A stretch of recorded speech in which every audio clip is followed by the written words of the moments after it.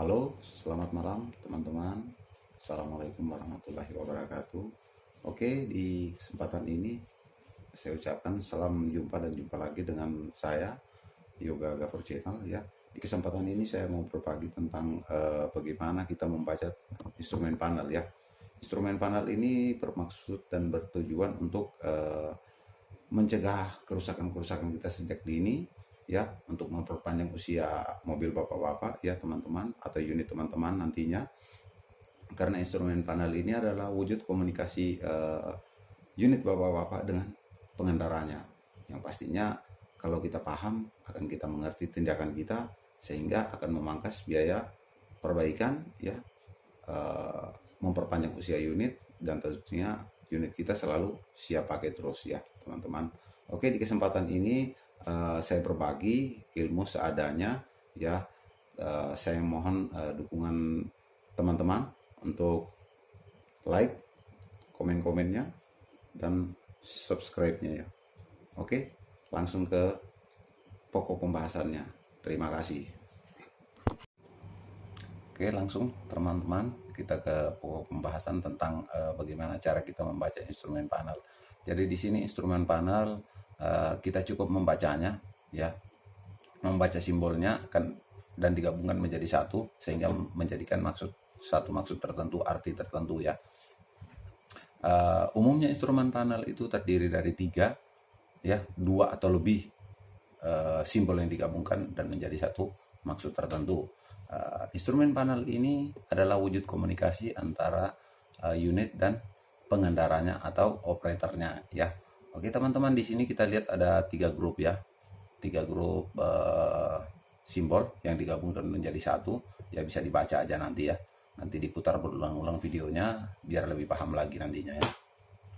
Oke, di sini kita lihat ada level ya, engine, oli, dan level. Ini contohnya engine, oli, dan level digabungkan menjadi satu sehingga mengartikan jadi engine oil level atau ketinggian oli mesin.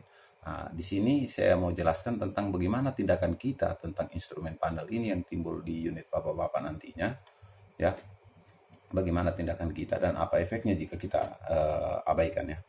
Ya, tujuannya ini kita memahami ini agar memperpanjang usia unit kita ya, mencegah kerusakan sejak dini, dan tentunya memangkas biaya perbaikannya.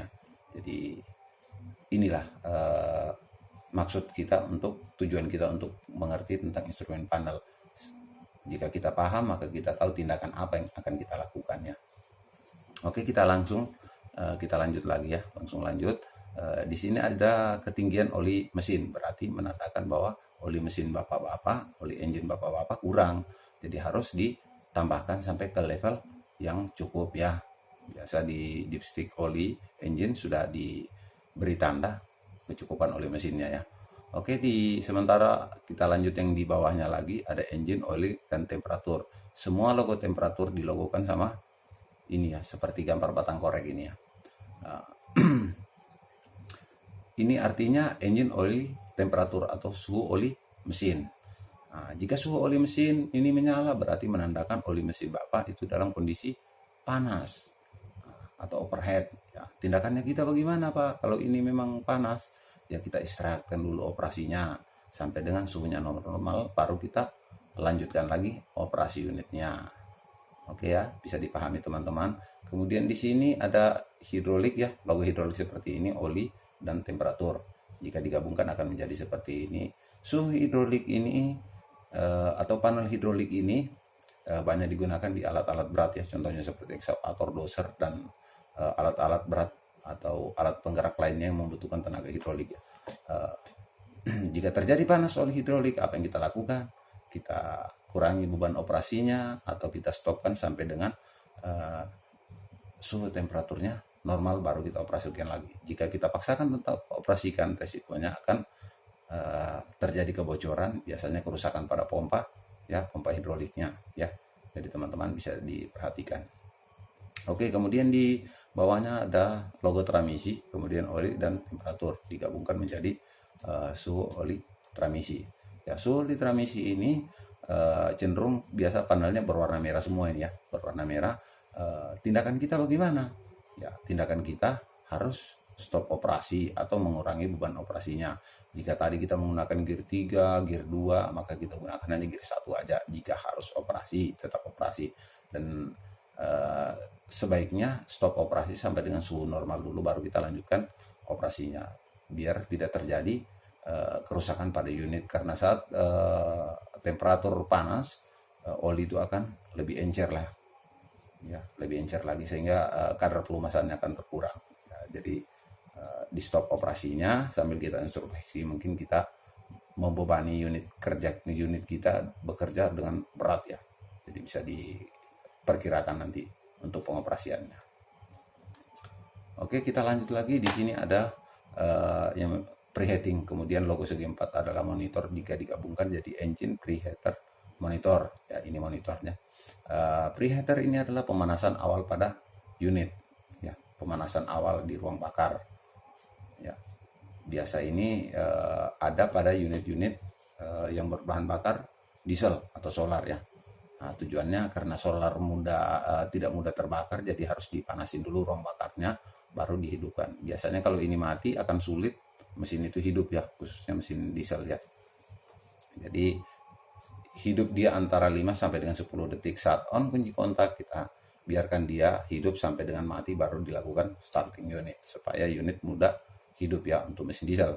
Kemudian di sini kita lihat ada gambar riak ya, ini air atau water ya. Riak ini air, kemudian ini temperatur, berarti engine water temperatur, berarti suhu air pendingin. Nah, suhu air pendingin ini jika ini menyala ya, biasa 2 panel ini kalau di mobil kecil ya, biasa 2 panel ini ditampilkan dengan balok-balok di sampingnya. Biasa kalau ini baloknya sudah terlalu ke atas atau dia menyala warna merah biasanya, apa tindakan kita? Ya, kita idlekan mesin ya, stop dulu, idlekan mesin sampai dengan suhunya normal sambil dicek oleh air pendinginnya ya. Jangan sekali-sekali membuka air, tutup radiator dalam kondisi panas karena bisa nyembur mengenai teman-teman tangan atau muka, yang dampaknya pasti fatal nantinya ya. Jadi jangan sekali-sekali membuka jika dia panas ya, diistirahatkan, dicek. Jika terjadi kebocoran ya berarti solusinya harus kita matikan. Nah, jika tidak terjadi kebocoran, kita biarkan idle dulu sampai dengan 15 menit, biasa dia akan turun kembali, baru kita lanjut operasinya. Oke, di sini kita lihat ada ini horse ya, gambar jam ya, jam manual horse. Itu artinya engine oil change atau waktu penggantian oli mesin. Biasa oli mesin ini penggantiannya ini kalau umumnya alat berat itu di 250 jam, tapi tergantung dari kualitas oli masing-masing. Dan ini biasa sudah diskedulkan oleh tempat kita servis biasanya, atau workshop kita di tempat kita bekerja sudah ada schedule servisnya masing-masing ya, teman-teman. Oke, kemudian di sini ada yang membedakan adalah garis putus-putus itu filter ya. Kemudian di sini ada tanda panah masuk ya. Ini air cleaner, berarti ini gambar udara masuk yang ke dalam engine. Ini artinya adalah engine air filter, berarti filter udara atau air cleaner ya. Air cleaner. Biasa kalau ini menyala, itu artinya bahwa filter udara unit teman-teman itu dalam kondisi kotor ya, sehingga kalau di diesel biasa dampaknya tenaga mesin akan berkurang, warna gas buang akan menghitam. Nah, kalau di mesin-mesin yang menggunakan bensin biasanya ya, itu tenaganya akan terasa sekali berkurang ya. Kemudian warna gas buang akan berubah juga tentunya, karena bahan bakar tidak terbakar dengan habis karena udara yang masuk ke dalam bercampur sama debu. Resikonya apa? Ya kerusakan unit, kerusakan pada liner atau piston, yang pasti memperpendek umur mesin bapak-bapak tentunya ya. Mobil bapak akan cepat rusak nantinya. Oke, kita lanjut lagi ke di sini. Yang membedakan adalah 2 panah yang berhadapan. Ini adalah logo pressure. Jika digabungkan ketiga logo ini akan menghasilkan arti tekanan oli mesin atau engine oil pressure. Tekanan oli mesin ini sangat penting sekali ya. Jika tekanan oli mesin ini berkurang dari 4 bar, maka oli tidak akan naik lagi ke bagian atas mesin karena semua oli itu ada di bawah mesinnya. Dipompa melewati pompa yang ada di dalam karter naik ke atas engine. Nah, dia mendeteksi adalah tekanan oli mesin. Berarti kalau tekanan oli mesin ini menyala, berarti pelumasan di bagian mesin, bagian atas, khususnya bagian atas, sudah tidak ada pelumasan. Sehingga mesin kita akan mudah aus jika dipaksakan, kerusakannya akan fatal ini. Yang tentunya bukan biaya sedikit ya. Jadi jika panel ini menyala, apa tindakan kita? Langsung menepi dan matikan mesin. Dicek dulu ya kerusakannya, baru dilanjutkan operasinya ya. Oke, kemudian di sini tadi hidrolik sudah lihat, kemudian ini level, berarti menandakan apa ini ketinggian oli hidrolik kita tidak cukup ya, berarti harus dicukupkan. Biasa kalau di alat berat ada gelas duganya ya, ditandai dengan kecukupannya itu. Tapi kalau tidak ada, biasa panel begini yang menandakannya Pak. Oke, di sini kita lihat ada baterai dan monitor ya, berarti monitor charger baterai ya, ini logo charger baterai ya. Nah, ini sangkutannya ke alternator atau dinamo isi yang ada di depan itu. Biasa ini menyala, kita kadang abaikan. Mungkin setelah pengetahuan ini kita jangan abaikan karena risikonya akan terjadi kebakaran. Mungkin shorting arus listrik dia menyala ini, atau pengisian yang tidak normal, atau terjadi kerusakan pada dinamo isinya. Nah, biasanya jika kelistrikannya normal semua, dia tetap ini, mungkin dinamo isinya atau pambel yang ada di depan itu kendor sehingga dinamo AC tidak berputar dengan maksimal ya. Nah, atau terjadi korsleting arus listrik. Risikonya kalau di mobil bensin cenderung akan mudah terbakar. Sama juga dengan mobil yang menggunakan bahan bakar diesel ya. Nah, bisa jadi terjadi kebakaran karena tumpukan bahan bakar yang ada di engine itu bisa, jika ada apinya, akan mempermudah terjadinya kebakaran di ruang mesinnya. Jadi mohon diperhatikan teman-teman, jika ini menyala dicek dulu baru dilanjutkan perjalanannya. Oke, di sini kita lihat lagi ada fuel ya, logo fuel, kemudian level, monitor, berarti monitor fuel ya.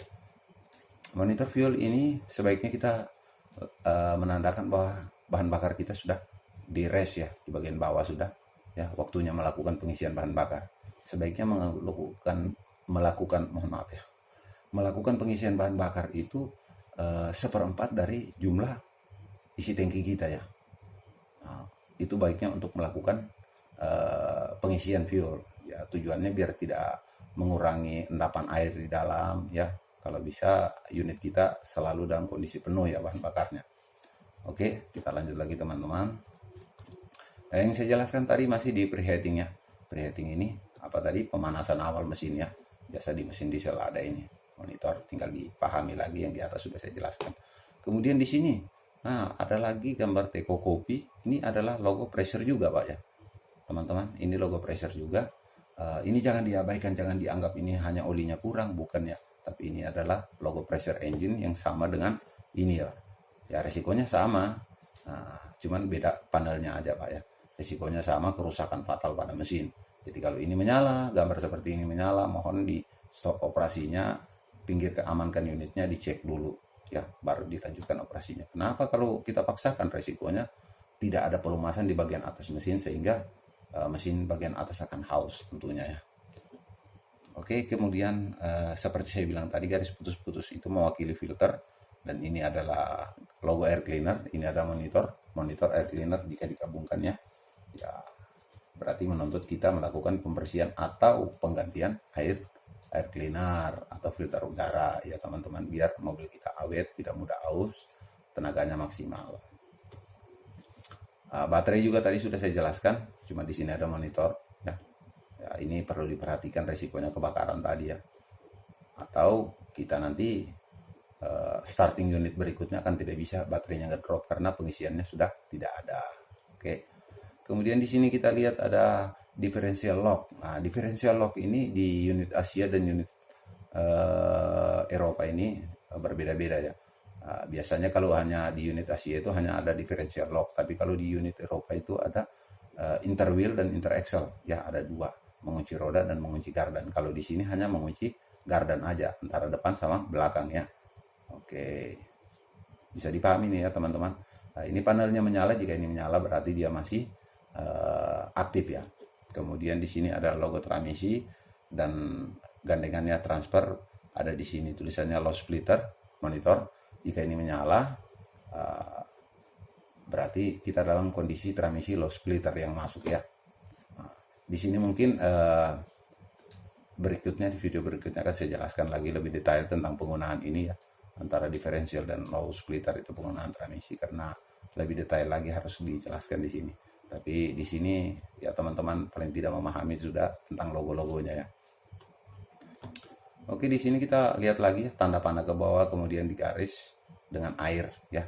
Sama juga ini low colon level, berarti air di bawah dari level kita ya.